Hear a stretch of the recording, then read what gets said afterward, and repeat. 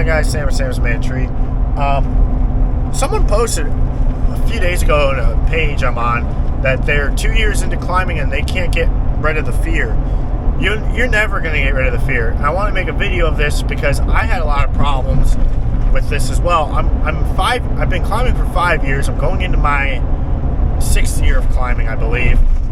6th year of climbing. And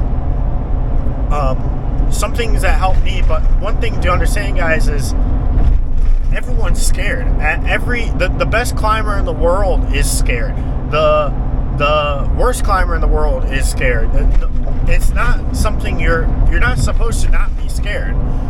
Every time you climb, you should be worried about something. Now, there's a healthy amount of fear, and there is a unhealthy amount of fear. A healthy amount would be you're looking at a piece you're going to rig, and you're worried about the rope breaking. So you decide, all right, I'm going to do a half hitch as well because I don't trust just one bowline, or I'm worried about a piece slipping. I'm going to do a half hitch just in case. That is a healthy amount of fear. An unhealthy amount of fear would be rigging giant pieces because you are too scared to climb up higher, or bombing out big tops because you're afraid of having your crew rig them down. Some of your fear might not be on you, it's on your crew. So 5 things that help me. The first thing, watch other climbers. If you're talking about being scared, watch other climbers. Something I do, I've climbed with other people, but we do not have another climber. So my main issues with me getting scared on jobs was when I started my own company, Sam's Man Tree, because I've only been in business 3 years. I've been climbing for 3 years for other people, and there's always another climber nearby, usually. So I could always bounce ideas or ask if they think this is safe or this is good. When I started working for myself, I couldn't have that luxury. And when I watch other people climb, if they can do it, I can do it. And that's 100% of a fact. Granted, if you're talking about a climber who's 90 pounds versus 300 pounds, there's going to be differences, for sure. But everything's achievable. The second thing is your ground crew, guys. Your ground crew is key, and this kind of ties into number 1. If your ground crew sucks, I recently had a ground crew, and they were not good at tree work. The aspect of tree work, they were not good at. And for the past year or 2, I've been fighting myself. Climbing has been so hard, and it's so hard for me to get up in a tree energetic because it's just going to be a drawn-out process, and it's going to suck. And I'm so scared of everything for the past year or so. And there's a reason. And it's because they made my job harder. And I don't care who you are or who you say, if you have a good ground crew, they can make the job go by so much smoother and so much easier. And it feels like, because I was reflecting on myself, I thought it was me. I thought that the trees were getting hard to do and they were taking longer because I sucked. Wasn't the case. It was the case that the ground crew and me had a huge disconnect, even with Cena's on, that we couldn't officially do stuff. How does that work, Sam? Well, if I rope down a limb, they would complain that it's too big and they can't lay it down. But in reality, they don't know how to lay down a limb. Or we would be rigging and they would let it slip during the rigging and they would smack into something with the tips of a branch, and then they'd complain to me, you're taking too big of pieces, you need to go climb up more. So now I'm climbing up and rigging down 5-foot pieces, so it's so hard on me.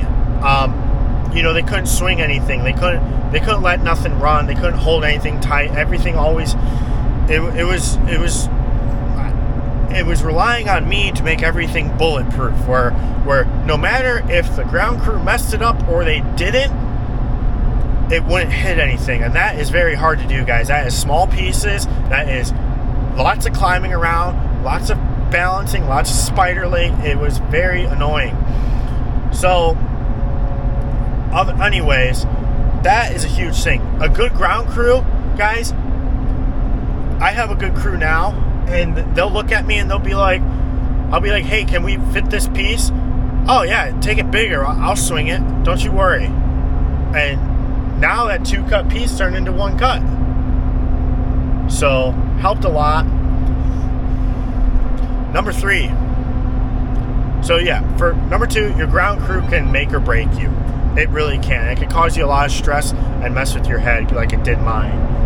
And I knew it was the way to test that is go work for someone else or bring some other people in and have them help you out and see how it goes.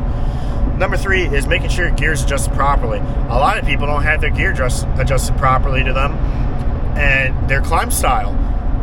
Your rise on your saddle can make a big difference. The type of spikes. So I had some nice spikes, but they were really tall on me. I didn't realize that. It felt really clunky.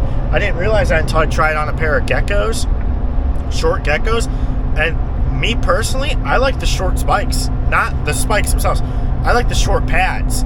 I don't like up to my knee like other people. I go mid-calf, that's it. And that has made a huge difference in my climbing. A small, short profile of a climbing pad and everything.